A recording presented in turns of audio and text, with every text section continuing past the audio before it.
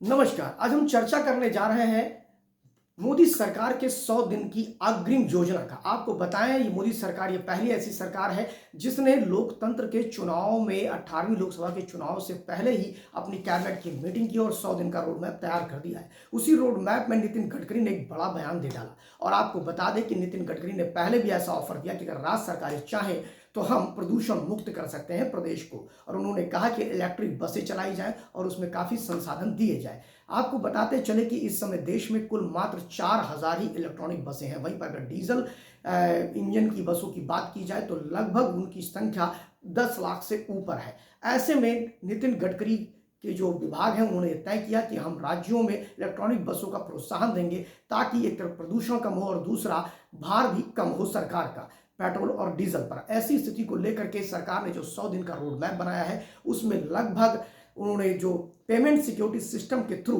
केंद्र सरकार ने एक ऐसा प्रस्ताव दिया राज्यों को जिसके माध्यम से लगभग 4 लाख इलेक्ट्रॉनिक बसें पूरे देश के 16 से 15 राज्यों में दौड़ेंगी। आपको बताएं, पेमेंट सिक्योरिटी सिस्टम के माध्यम से केंद्र सरकार और का जो उद्यमता विकास मंत्रालय है, भारी उद्योग मंत्रालय, वह ये तय करने जा रहा है कि वो एक सिक्योरिटी देगा पेमेंट सिक्योरिटी सिस्टम के थ्रू। वह ये सिक्योरिटी देगा कि राज्य सरकारें उनको पैसा देंगी और मैन्युफैक्चरर्स को, और वो उनको सप्लाई करेंगे। इसके अलावा बात हो रही है कि अगर क्या जो ट्रांसपोर्टेशन विभाग है राज्यों का, उसको सिक्योरिटी देने का काम राज्य सरकार करेंगी। और ऐसी परिस्थिति में ये माना जा रहा है कि भारी मात्रा में इलेक्ट्रॉनिक बसें 2024 के चुनाव के बाद आपको पूरे देश के 15 राज्यों में देखने को मिल जाएंगी। इन 15 राज्यों में बहुत से ऐसे भी राज्य हैं जो भारतीय जनता पार्टी शासित राज्य नहीं है, जिसमें तमिलनाडु का भी एक नाम आता है। और इसके अलावा और भी कई स्टेट हैं जो भारतीय जनता पार्टी की जहां सरकारें नहीं है वहां भी इलेक्ट्रॉनिक गाड़ियां चलेंगी। और इसका फर्क इतना पड़ेगा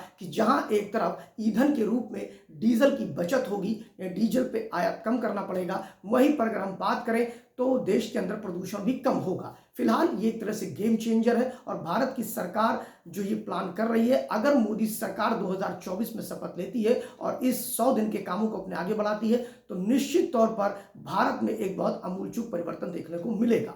फिलहाल देखना यह है कि आपके राज्य में कौन सी इलेक्ट्रॉनिक बस आने वाली है।